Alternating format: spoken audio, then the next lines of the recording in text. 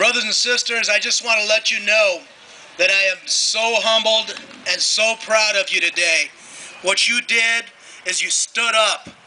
These folks are union busting. That's what they're doing. And you said it isn't going to happen. Now let's go through what they've done. They want you to work more than 50 hours of overtime. When are you going to have time to spend the money you earn with your family? This is not right. This is 2009. This is not the 1920s. So I want to let you know you're on the cutting edge of fighting for America's middle class.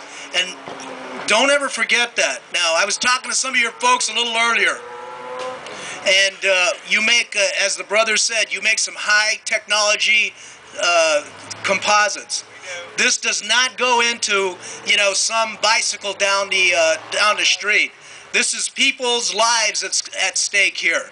And these people here at Cytec have taken the flying public's safety into their hand.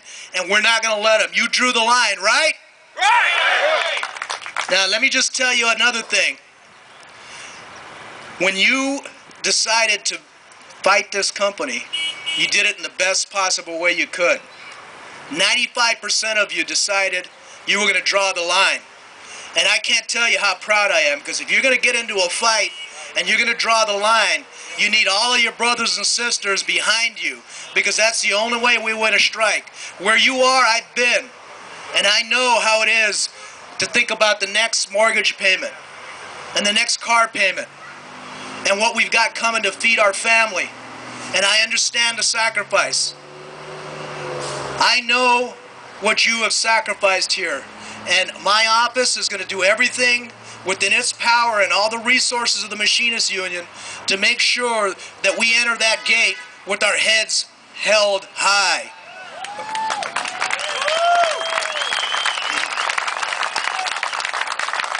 Now, I was talking with Brother Young Ho here before this whole thing started.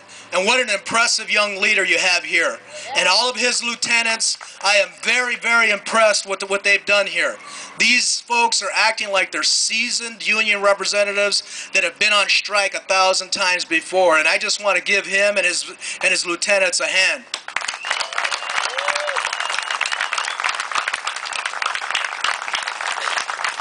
Now let me just say another thing. The reason I'm firmly convinced that this is union busting is because what they went after in your contract, they call it a zipper clause. But basically what they wanted to do was wipe out everything that you fought for. Everything that everybody that's come before you has fought for. So that they could come in at any time and say, this is how it is now. Your contract means nothing. And if you have that, why do you have a union? That's the thing. You guys stood up and you showed your heart. And we have to be strong. We have to last one day longer than they can take it. That's the only way we're going to win this. And if you look beside each other, look around you, those are the only people that you can count on. All right? We have several other unions here today representing us, and they're here to fight beside us.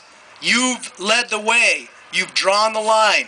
And I think this is going to be the turning point for labor, and not only in Orange County, but in all of LA, because you guys are leading the way. Now let me just tell you another little piece of history about the Machinists Union. Our nickname is the Fighting Machinists. And we're fighting machinists. We don't give a rat's ass about getting in a good fight, all right? But we like to win. And I think that's what we're going to do here. All we got to do is stick together and make sure that we hold each other up, because we're the only thing we have. These people have got an axe to grind. There's something wrong with these people. And we intend to bring justice to this workplace, and we intend to win this strike, right? Right! Now let me just tell you a couple of other things. We have a full-time representative from my office here 24 hours a day, and that's Joel. And if he isn't available, you get a hold of Al or any of these other folks. We are here to support your fight, and we're going to fight beside you. Now, a little while ago, when we were doing that long walk out there, you know, we were kind of light on the chance. So let's do some. What do we want? Contract! When do we want it? Now! What do we want? Contract! When do we want it? Now! What do we want? Contract! When do we want it? Now! Now let me show you another one. Who's got the power? We do! Who got the power? We got the power! Who got the power? We got the power! We're going to show them, and we're going to last one day longer. And I see the determination in every one of your eyes. What the brother said was absolutely right. Not on your watch. Not on your watch. Those that come after you are going to benefit from this struggle. And you got to keep that in your heart at all times. You're not just fighting for yourselves. You're fighting for the other people, the younger people that come after you. And this thing is going to end. And it's going to end one way or another. And we can either walk back in there proud with our chests pushed out, or we can go back in whimpering and asking for our jobs back. And you just heard your brother. Hell no, we ain't going to do that, right? Who's got the power? Who got the power? You remember, you're fighting for justice and dignity. And we're right behind you, and it ain't over yet. We got some more things in store for these guys. Brothers and sisters, thank you very much for coming today. We appreciate your sacrifice. I'm proud and humbled to be called a fighting machinist, to stand beside people like this. God bless you. And these colors here, as the old saying goes, they never run, and neither does a god darn machinist. You understand? We're fighting till the end. God bless you. Who got the power? We do! Who's got the power? We do! Who